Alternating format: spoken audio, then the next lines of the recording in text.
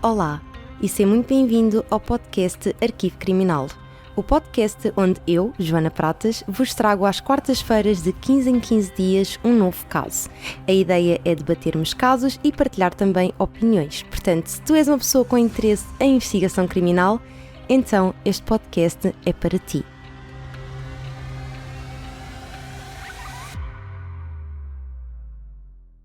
Olá a todos e sejam muito bem-vindos de volta ao podcast Arquivo Criminal Malta. O meu nome é Joana Pratas, para quem ainda não me conhece, e este é então o podcast que eu vos trago de 15 em 15 dias às quartas-feiras, onde vos falo então sobre um caso de crime real. E no episódio de hoje, malta, vamos então falar sobre uma assassina em série que se chama Aileen Wuornos. É um caso muito interessante e estou muito entusiasmada para partilhar este caso convosco, mas antes de passarmos ao caso, gostaria apenas de dar aqui algum contexto para quem não conhece o podcast ou para quem conhece e reparou que o podcast esteve parado e isso tudo. Portanto, vou explicar assim muito rapidamente o que é que aconteceu. Portanto, este podcast foi um podcast que eu comecei em conjunto com outra pessoa, que é então uma amiga minha, que é a Emma, e pronto, e na altura decidimos começar este podcast em conjunto e estava a correr tudo muito bem, mas a Emma infelizmente começou a sentir-se incapaz de continuar com o podcast porque a Emma estuda e enfim também tinha coisas da vida dela, como toda a gente, e portanto ela disse-me que não conseguia mesmo continuar com este projeto, o que na altura me deixou um bocado triste, como é óbvio, não é? Enfim, para quem não me conhece, eu tenho um canal de YouTube e por lá eu costumo fazer vídeos sobre crime real e então, para ser muito honesta convosco, eu nunca teria começado este podcast se não tivesse sido com a Emma, porque sinto que eu criar um podcast sozinha não iria acrescentar muito ao conteúdo que eu já faço no YouTube, percebem? Seja como for, eu adorei a experiência de ter um podcast e senti também que desse lado as pessoas gostaram muito e então decidi que queria continuar com o podcast sozinha.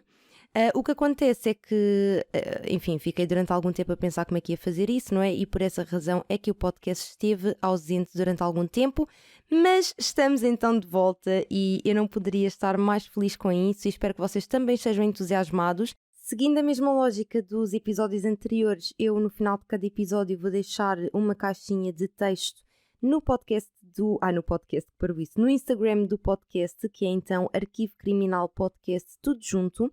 E a ideia é então vocês no final de cada episódio irem lá partilhar a vossa opinião e no episódio seguinte eu vou partilhar as vossas opiniões. Portanto, vamos manter esse formato. A única coisa, aliás, que poderá ser um bocadinho diferente dos episódios anteriores é que eu também, dependendo dos casos, de vez em quando vou-vos fazendo algumas perguntas no Instagram sobre um caso em específico que vou falar, para que possa partilhar também aqui opiniões de quem já conhece o caso em real time, por assim dizer, portanto aqui no episódio enquanto eu estou a gravar. E no episódio de hoje, por acaso, eu fiz isso, eu deixei uma pergunta no meu Instagram e perguntei então se quem é que conhecia o caso e perguntei se consideravam a Aileen um monstro ou uma vítima.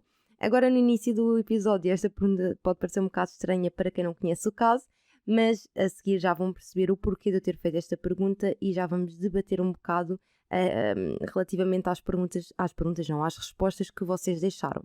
Portanto, com isto dito, vamos então passar para o caso de hoje e como eu já vos tinha dito então, hoje venho falar-vos sobre Aileen Wuornos, que foi uma assassina em série e prostituta dos Estados Unidos da América e que foi condenada por 7 assassinatos entre 1989 e 1990. Então, eu nem sei bem por onde é que eu hei de começar. Acho que no caso da Aileen faz sentido começar pela sua infância, que realmente é uma parte muito importante neste caso. Obviamente que a questão da infância é sempre muito importante na maioria dos casos dos serial killers, porque por norma isso costuma de influenciar também o comportamento deles, não é? Apesar disso também ser muito discutido, mas pronto. Seja como for, a Aileen teve realmente uma infância muito difícil, como vocês irão conseguir perceber mais à frente. E Aileen nasceu então no dia 26 de fevereiro de 1956 no Michigan, nos Estados Unidos da América, e a sua mãe chamava-se Diane Wuornos e o seu pai chamava-se Leo Dale Pittman. Eles casaram-se com uma idade bastante jovem. Na altura a Diane tinha apenas 14 anos e o Leo tinha 16.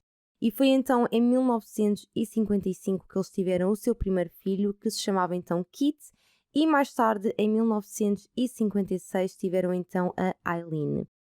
No entanto, o casamento deles não durou assim muito tempo, porque foi então passado 2 anos do casamento que a Diane preencheu então os papéis do divórcio e eles separaram-se.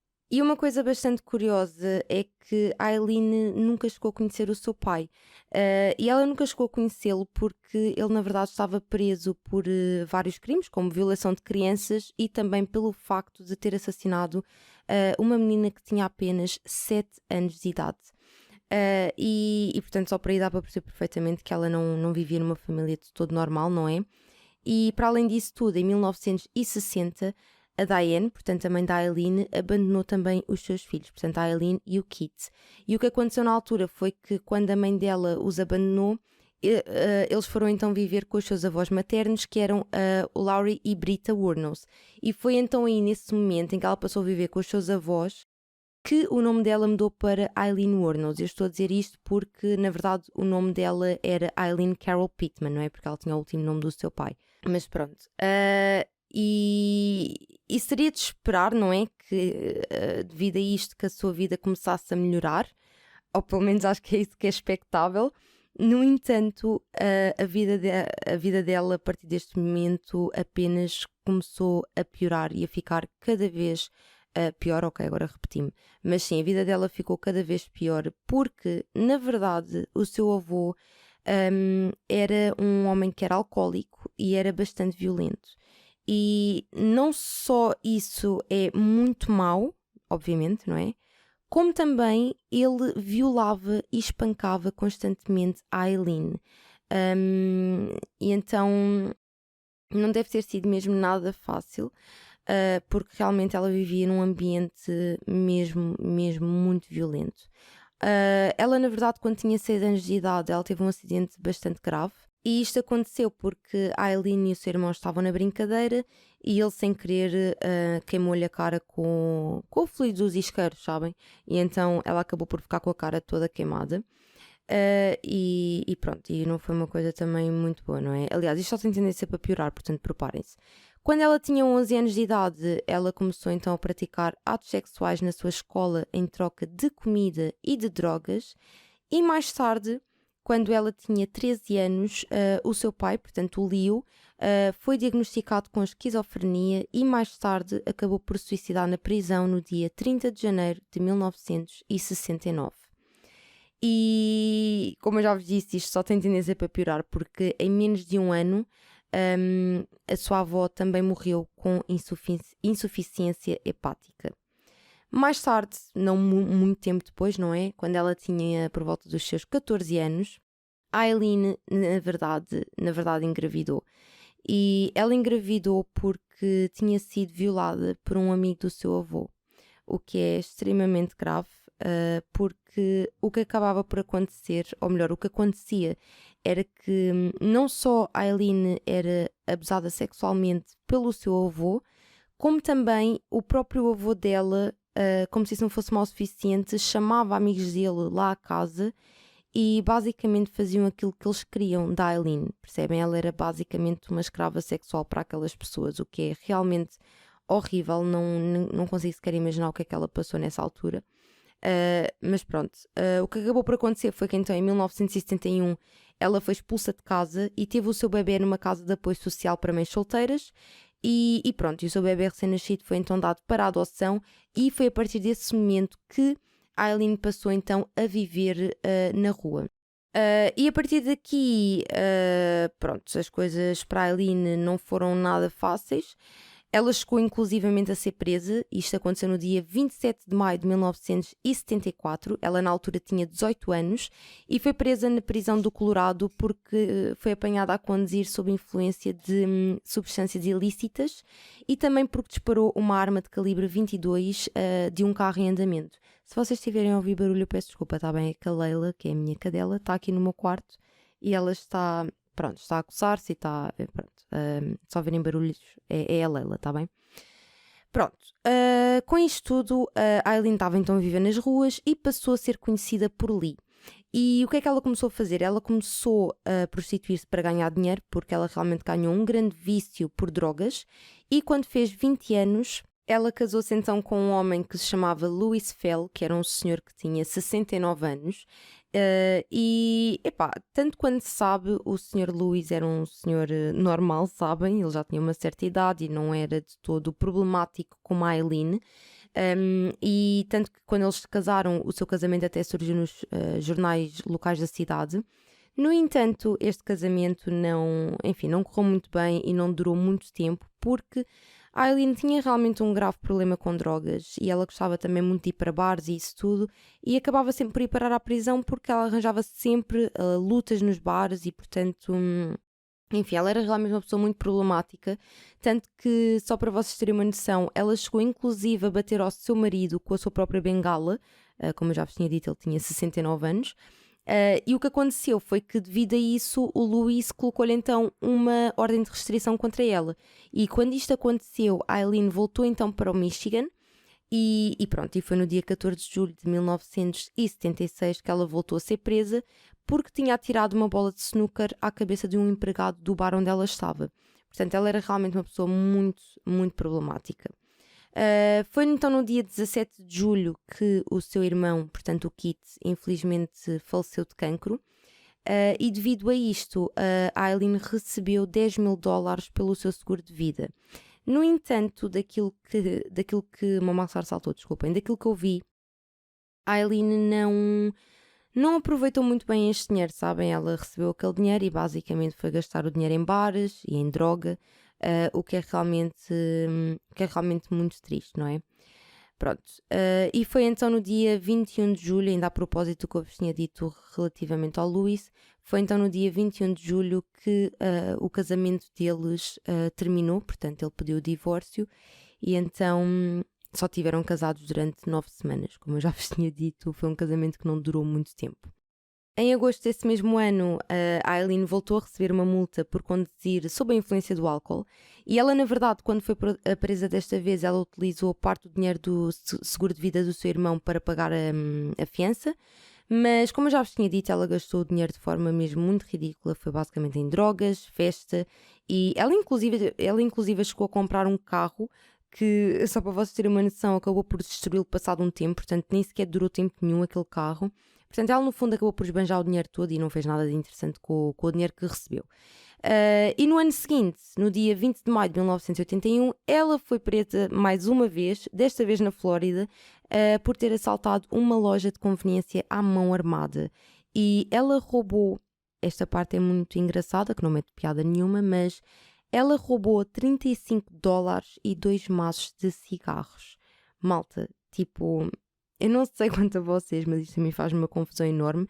Primeiro de tudo, super mau ir assaltar, obviamente, mas ainda para mais ir saltar tipo à mão armada para roubar $35 e 2 maços de cigarros. Não consigo entender, mas pronto. Seja como for, devido a este crime que ela cometeu, ela foi então sentenciada no dia 4 de maio de 1982 e foi libertada no dia 30 de junho de 1983, portanto teve mais ou menos um ano na prisão. E no dia 1 de maio de 1894, adivinhem lá o que aconteceu, malta? Exatamente, Aileen voltou a ser presa. Desta vez, ela foi presa por ter passado cheques falsos num banco em Key West. E no ano seguinte, no dia 30 de novembro de 1985, ela foi considerada suspeita por roubar um revólver. No dia 4 de janeiro de 1986, ela foi acusada em Miami por roubar um carro, resistir à detenção da polícia e obstrução de justiça por apresentar uma identificação cujo nome não correspondia à realidade. Na verdade, ela utilizou o nome da sua tia em vez de dar o seu próprio nome. E nessa altura, a polícia encontrou um revólver de calibre 38 e munições no carro que ela tinha roubado. E em 1986, a Aileen conheceu então uma mulher que se chamava Tara Moore e, na verdade, elas conheceram-se num bar homossexual e quando elas se conheceram, a relação delas simplesmente clicou, sabem? Elas sentiram-se muito atraídas uma pela outra, e a Aileen diz mesmo que se apaixonou mesmo a sério pela Tyra, e pronto, e a relação delas foi uma relação que se desenvolveu muito rápido, foi tudo muito rápido mesmo. Elas, passado algum tempo, começaram logo a viver juntas. Ainda assim, a Aileen não largou o seu trabalho de prostituição, porque na altura a Tyra trabalhava num hotel e acho que ela também não ganhava assim muito dinheiro, e então, no fundo, quem acabava por sustentar a casa, por assim dizer, era então a Aileen com o seu trabalho de prostituição. E mais tarde o que aconteceu foi que em 1987, no dia 4 de julho, a Aileen arranjou mais uma confusão num bar, em que ela atirou uma garrafa de cerveja contra alguém, também num bar, e portanto o que acabou por acontecer foi que obviamente a polícia foi até ao local, não é? E pronto, e a Tyra também estava lá e defendeu a Aileen, o que era uma coisa bastante normal na relação delas, porque, como vocês já puderam perceber, a Aileen era uma pessoa bastante problemática, ela estava constantemente a arranjar problemas, e a partir do momento em que a Tyra entrou na vida da Aileen, normalmente era sempre a Tyra que ajudava a Aileen a safar-se em relação à polícia, sabem?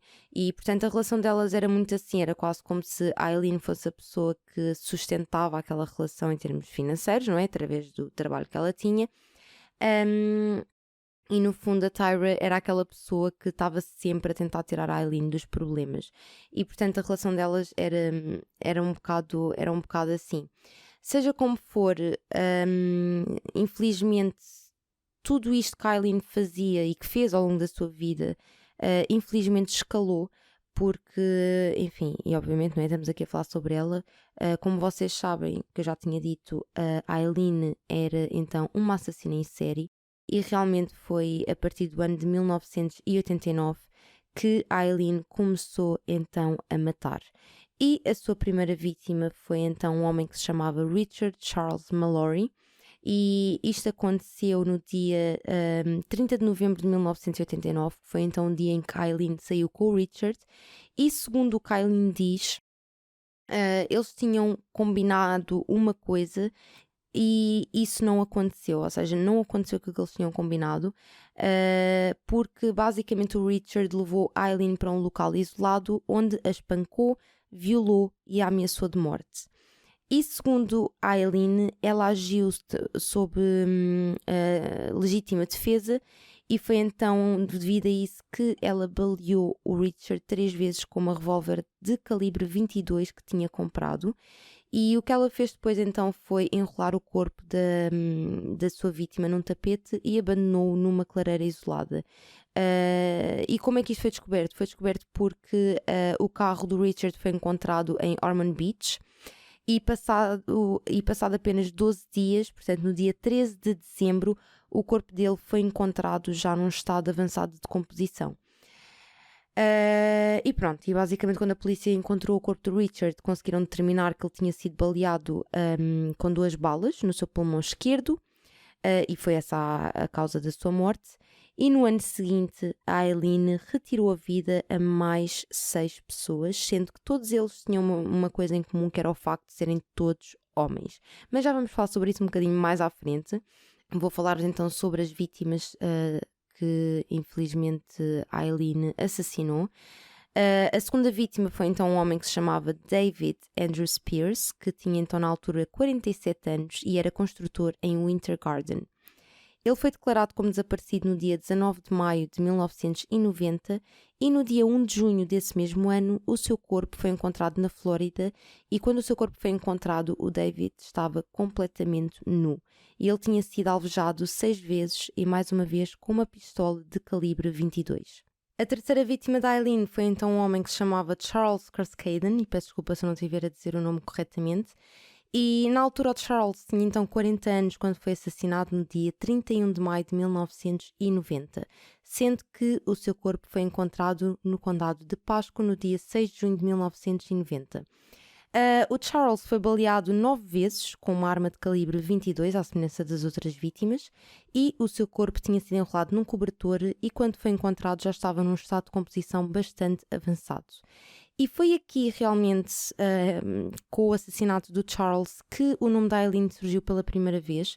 É importante dizer que, obviamente, nesta altura a polícia já andava a desconfiar que isto se poderia tratar de um serial killer, não é? Porque eles já tinham encontrado 2 vítimas, ambas tinham sido assassinadas com uma arma de calibre 22 e, portanto, a polícia já estava a desconfiar que isto provavelmente fosse trabalho de um serial killer. O que aconteceu foi então que, no caso aqui do Charles, do assassinato do Charles, o nome da Aileen surgiu pela primeira vez à polícia porque algumas testemunhas disseram então à polícia que tinham visto a Aileen com o carro da vítima. E uma coisa interessante é que a Aileen e a Tyra andavam sempre em vários hotéis, portanto a vida delas era muito isso, era andar de hotel em hotel, e muitas das vezes elas iam também à Flórida. E o que aconteceu foi que a Aileen começou a andar com o carro da vítima, como eu já vos tinha dito. E a próxima vítima da Aileen foi então um homem que se chamava Peter Sims, que tinha 65 anos na altura em que foi morto. E o que se sabe relativamente ao caso do Peter é que em junho de 1990 ele tinha saído da Flórida para ir até Arkansas. E no dia 4 de julho de 1990, o seu carro foi encontrado em Orange Springs, na Flórida. E isto vai ser importante mais à frente, vocês já vão perceber o porquê. Seja como for, outra vítima da Aileen foi um homem que se chamava Troy Burress, que tinha 50 anos, e no dia 31 de julho de 1990 foi reportado como desaparecido, sendo que no dia 4 de agosto do mesmo ano, não é? Ele foi encontrado no condado de Marion. Portanto, o seu corpo foi encontrado no condado de Marion, na State Road 19, e ele tinha sido alvejado 2 vezes.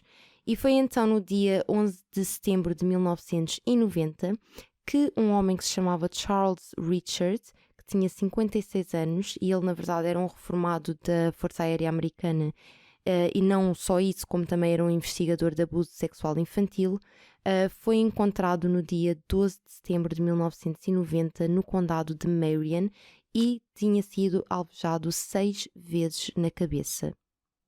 E um facto curioso é que o seu carro foi encontrado no condado de Suwannee. E por fim, malta, a última vítima conhecida da Aileen Wuornos era então um homem que se chamava Walter Antonio, que tinha 62 anos, e foi no dia 19 de novembro, aliás, eu ia dizer setembro, meu Deus, no dia 19 de novembro de 1990, que o seu corpo foi encontrado numa estrada no condado de Dixie.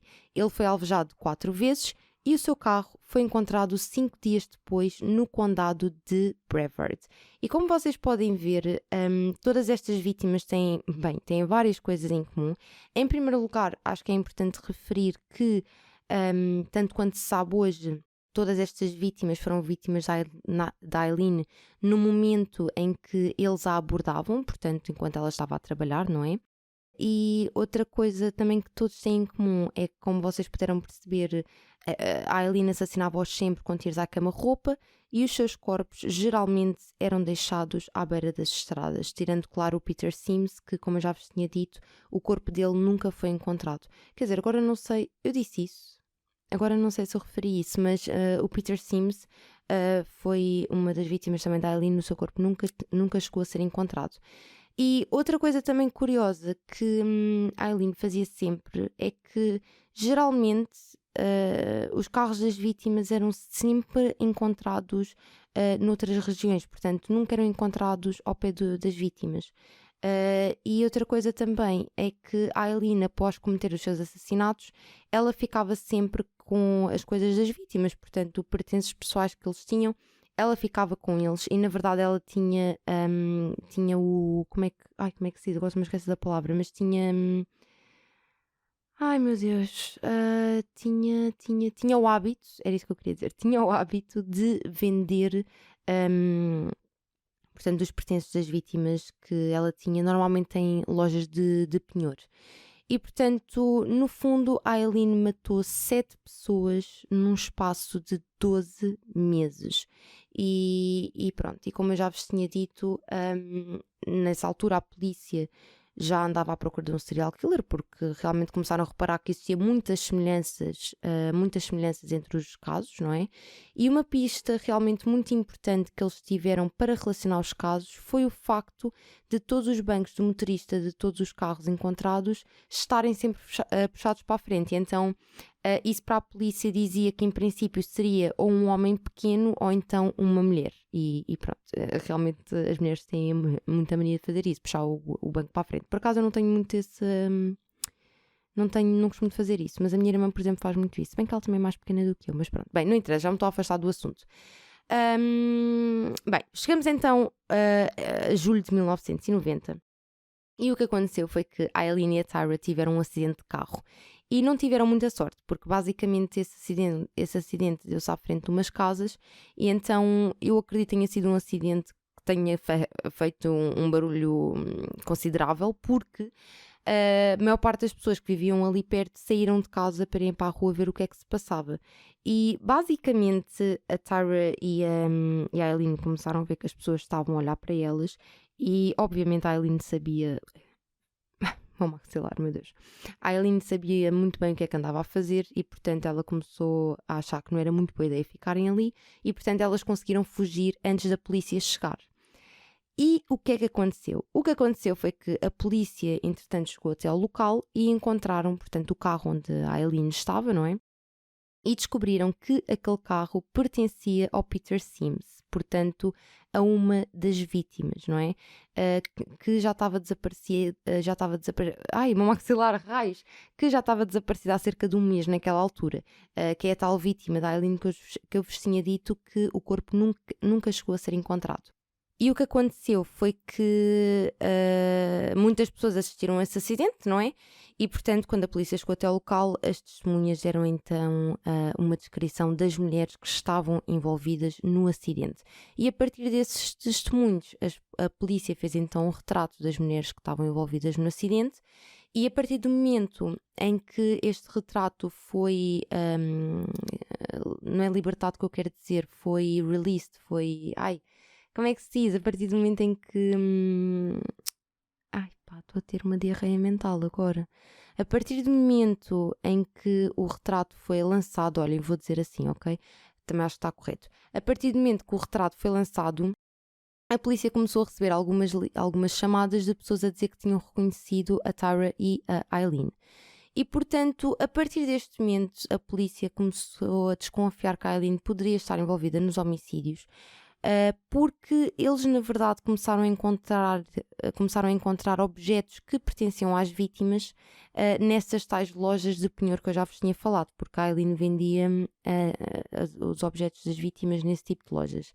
E na altura a polícia fez então comparação e descobriram que as impressões digitais que esses objetos tinham pertenciam à Aileen, porque acho que não vos tenho que relembrar, não é? Que obviamente a Aileen já estava na base de dados da polícia, não é? Porque ela, enfim...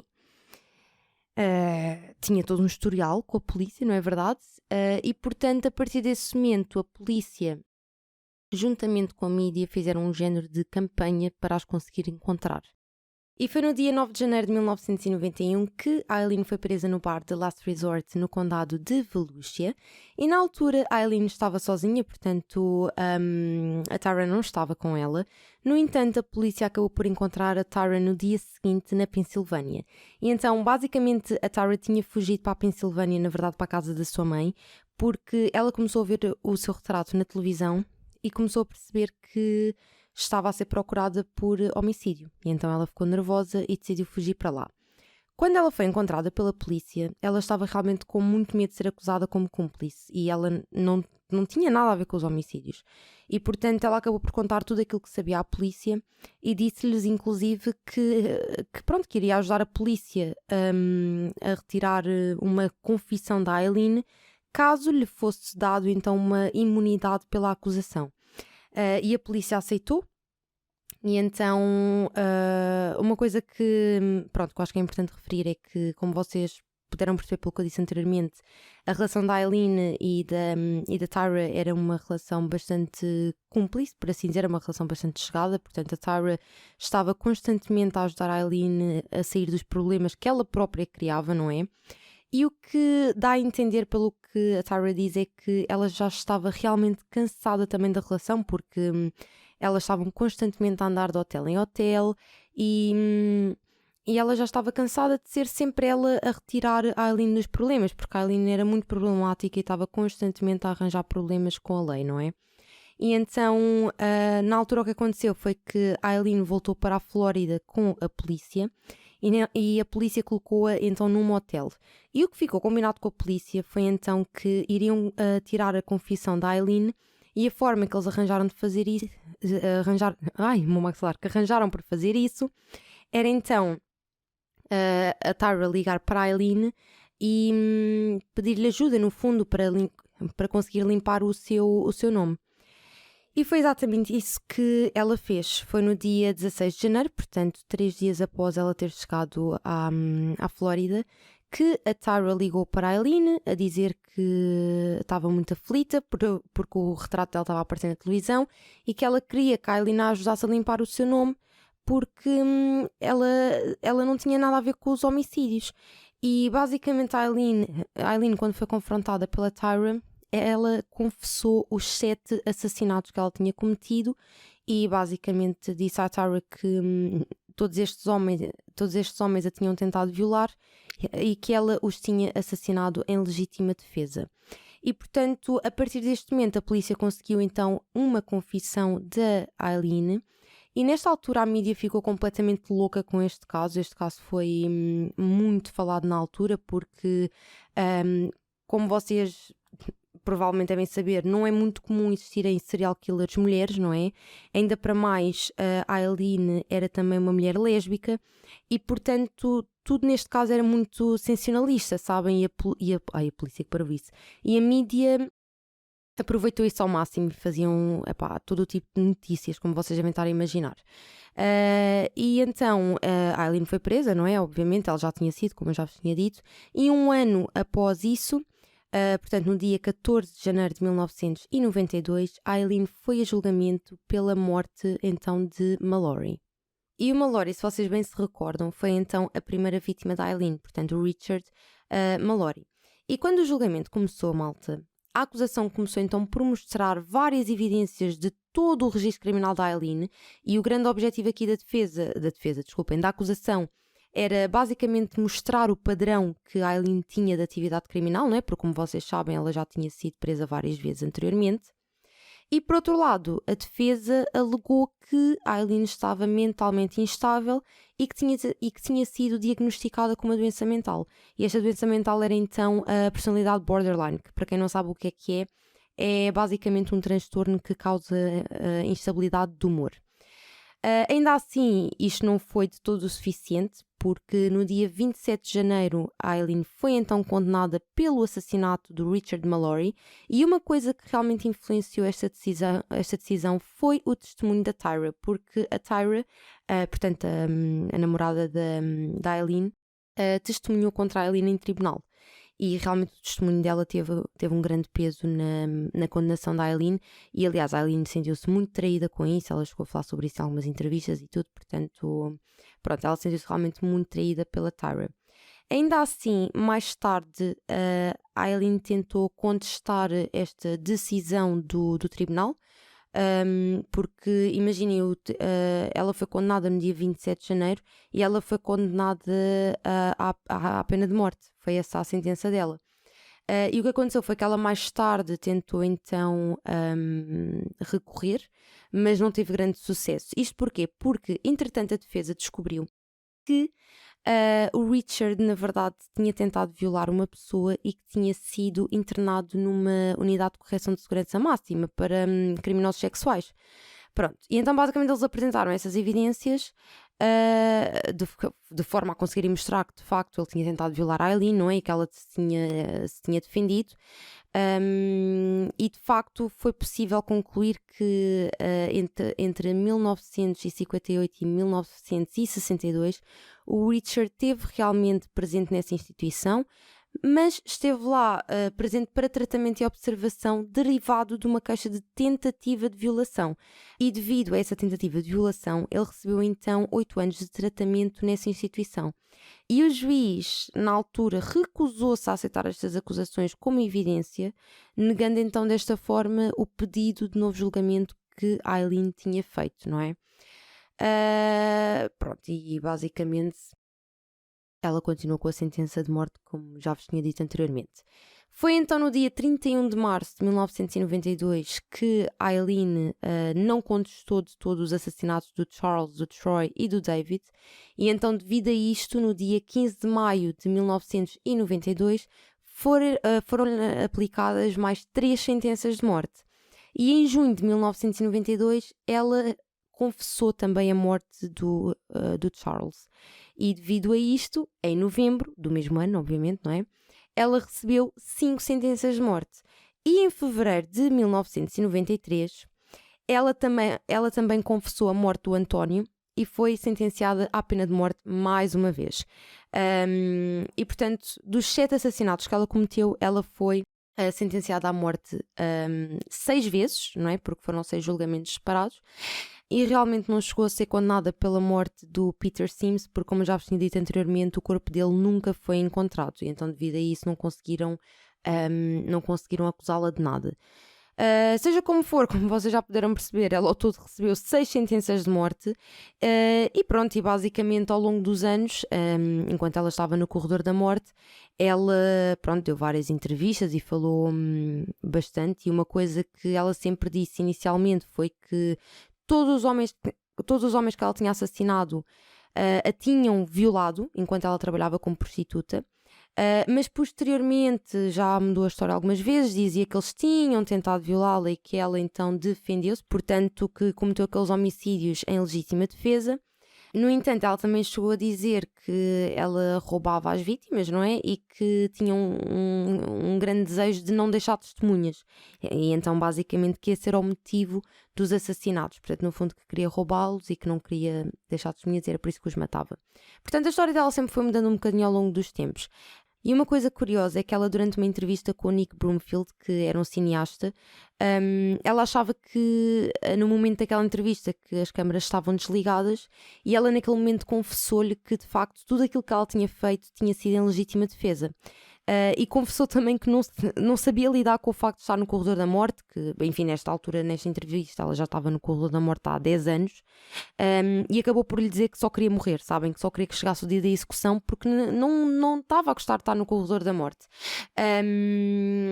E pronto, e obviamente que durante este tempo todo que a Aileen esteve no corredor da morte, a defesa ainda tentou montar um caso, todo um caso para conseguir safá-la e isso, mas realmente não conseguiu, porque a defesa realmente apoiou-se muito na teoria de que tinha sido em legítima defesa, mas pronto, o júri acreditava realmente que a motivação da Aileen para a realização dos crimes era por motivos financeiros ou mesmo pelo simples gosto de matar, e então ela nunca conseguiu outro resultado para além da sentença de morte. E pronto, e basicamente a Aileen foi então colocada no corredor da morte para mulheres, não é? Da instituição correcional de Broward, do Departamento de Correção da Flórida, e posteriormente foi transferida para a prisão estadual da Flórida para a execução. E ela chegou a fazer um apelo ao Supremo Tribunal dos Estados Unidos da América, que foi negado em 1996, e numa petição realizada em 2001 ao Supremo Tribunal da Flórida, ela chegou a declarar a sua intenção de demitir o seu advogado e de encerrar todos os recursos pendentes. Portanto, ela queria simplesmente ser executada, percebem? E ela na altura escreveu o seguinte, eu vou-vos ler o que é que ela escreveu na altura, que foi então: eu matei aqueles homens, roubei-os, e faria isso novamente também. Não há maneira de me manterem viva porque eu mataria de novo. Estou farta de ouvir essas coisas de ela é maluca. Eu fui avaliada inúmeras vezes, sou competente, estou sã e estou a dizer a verdade. Sou alguém que odeia a vida humana e que voltaria a matar. Portanto, ela própria disse isto, e na altura os seus advogados continuavam a argumentar que ela não era mentalmente competente para fazer este tipo de pedido, percebem? Mas ela continuava a insistir que sabia muito bem o que é que estava a fazer. Tanto que na altura um painel de psiquiatras que tinha sido indicado pelo tribunal na altura chegou a concordar com ela e disse que realmente ela era mentalmente sã. E pronto, e é realmente curioso ver estas avaliações e ver mesmo o comportamento da Aileen, porque ela odiava que dissessem que ela era, pronto, que tinha doenças mentais, percebem? E pronto, eu não sei se vocês já viram alguma entrevista da Aileen, mas as entrevistas dela são interessantes, eu acho, pelo menos. Ela chegou a dar uma entrevista em 2002 em que ela chegou a acusar funcionários da prisão por contaminarem a sua comida com lixo, saliva e urina.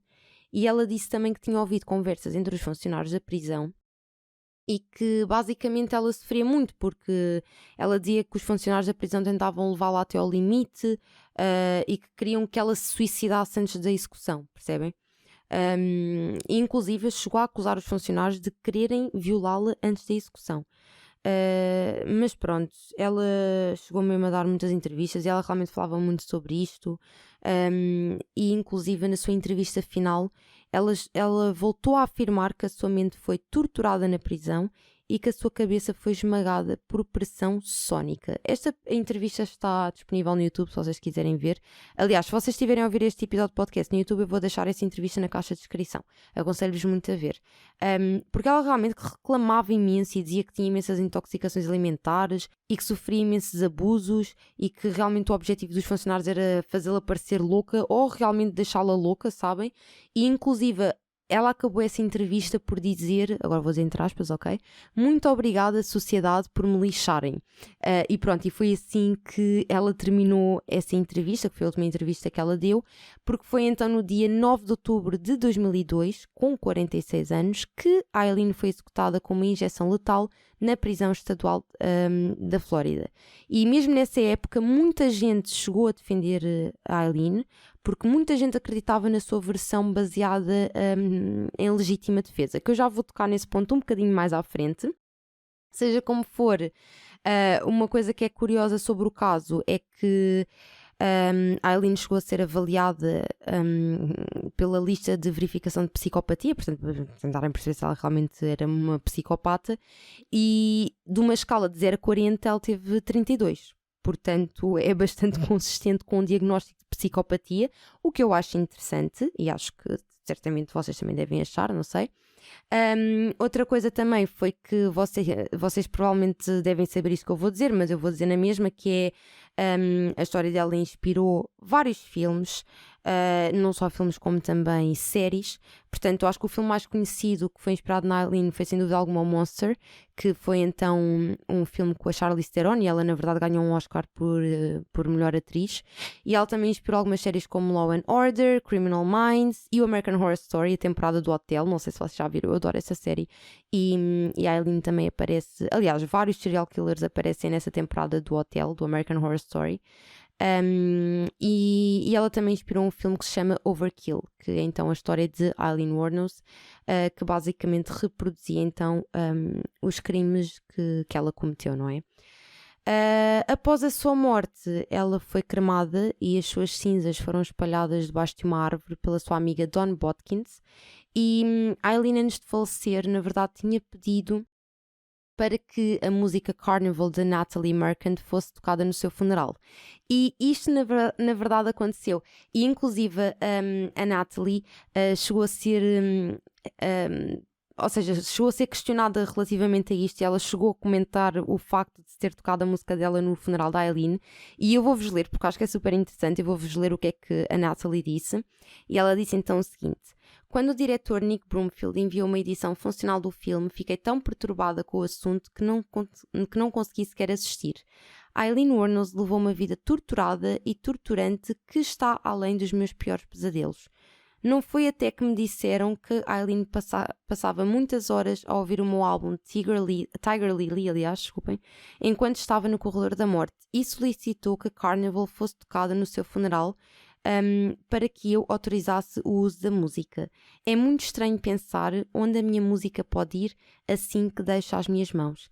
Se isso lhe deu algum consolo, eu tenho que estar grato.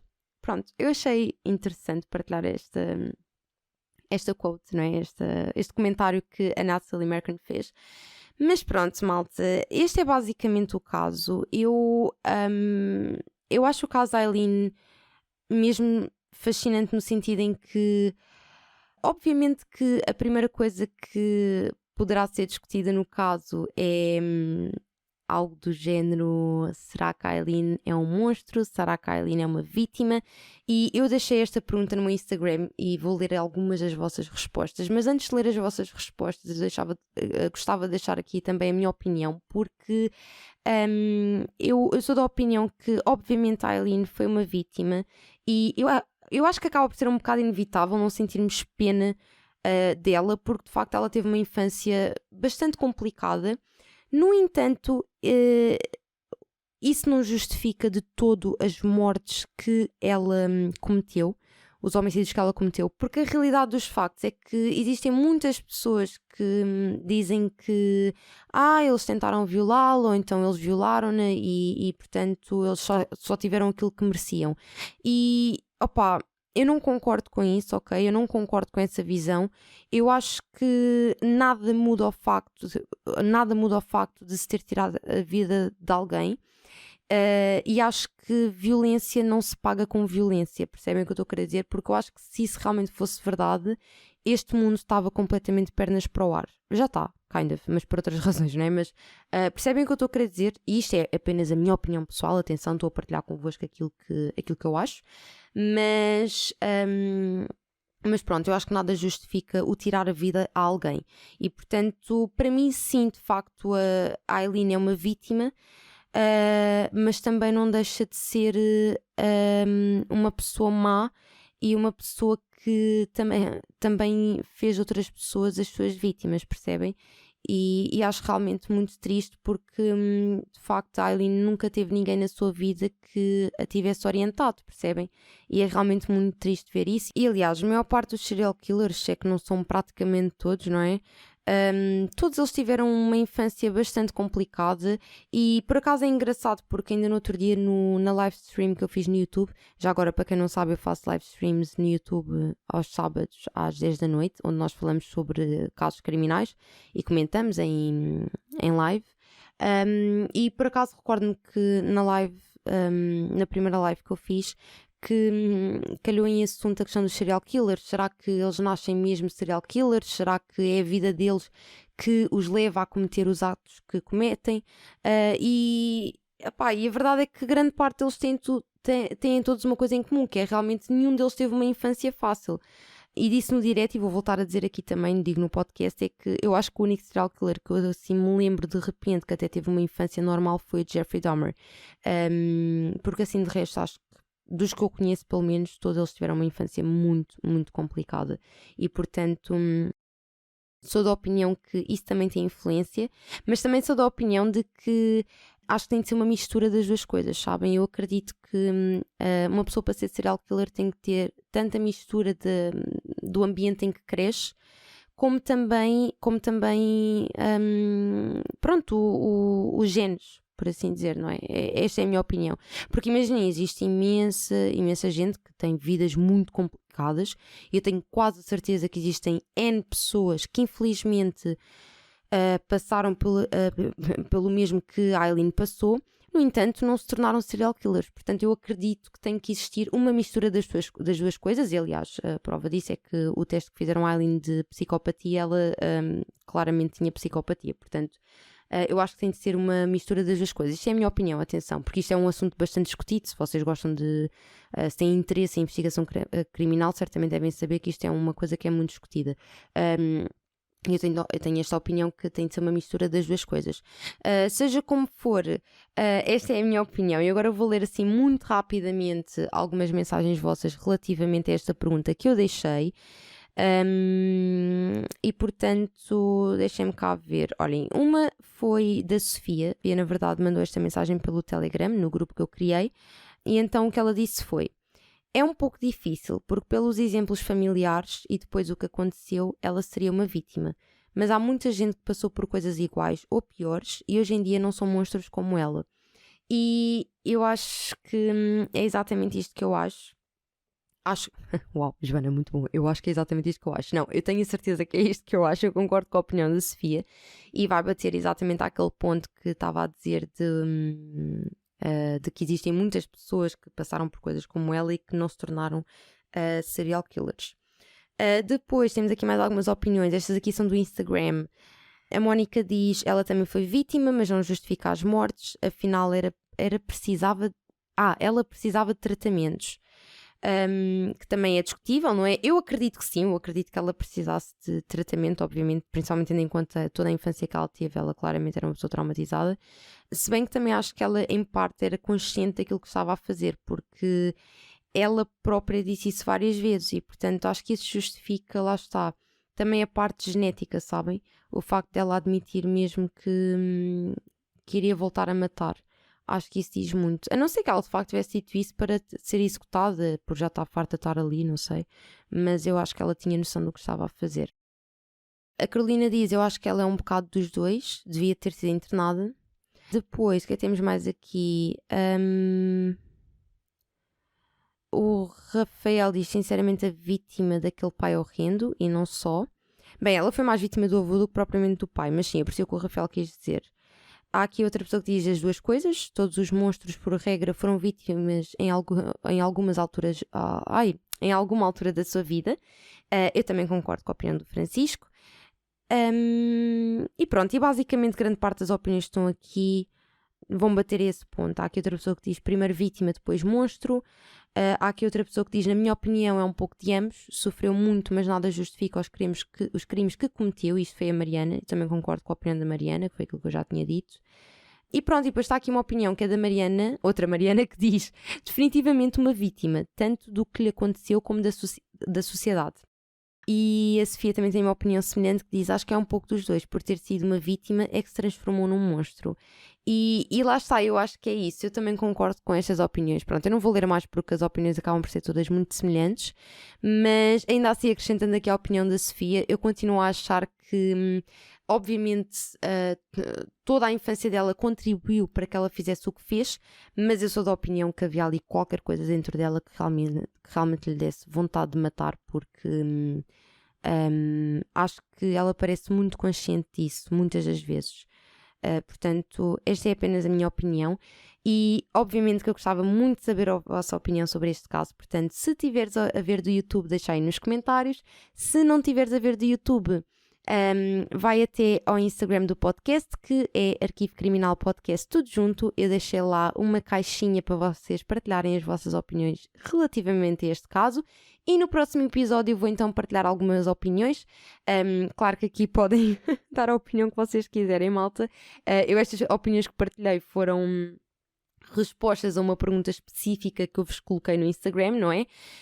Mas pronto, obviamente que agora podem dizer aquilo que vocês quiserem, partilhem mesmo as vossas teorias, o que é que vocês acham, se acham que ela realmente era psicopata, se acham que realmente foi só legítima defesa. Pronto, eu até acredito que o primeiro caso, por exemplo, tenha sido mesmo legítima defesa, mas acho que ela, ao ter assassinado aquele homem, descobriu que tinha realmente algo nela que lhe dava vontade de matar.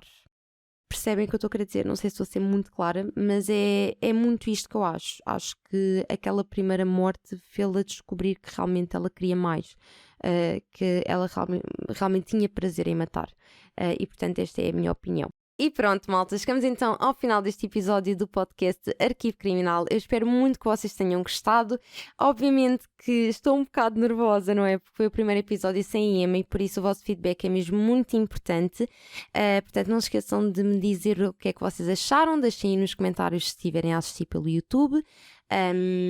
Que é sempre muito importante para mim saber se vocês estão a gostar ou não. E se gostaram, não se esqueçam, claro, de apoiar o podcast. Sigam o podcast no Instagram, que é Arquivo Criminal Podcast, tudo junto. E se me quiserem seguir a mim também nas redes sociais, é Joana Pratas com 2 N's, no YouTube e no Instagram também, e no Twitter também. Em todas as redes sociais é Joana Pratas com 2 N's, ok? Portanto, é isso, malta. E despeço-me então agora de vocês, malta. Mais uma vez, espero que tenham gostado deste episódio. Cá estarei de volta daqui a 15 dias, a uma quarta-feira, com um novo caso criminal. Um grande beijinho para vocês e vejo-vos então no próximo episódio. Beijinhos!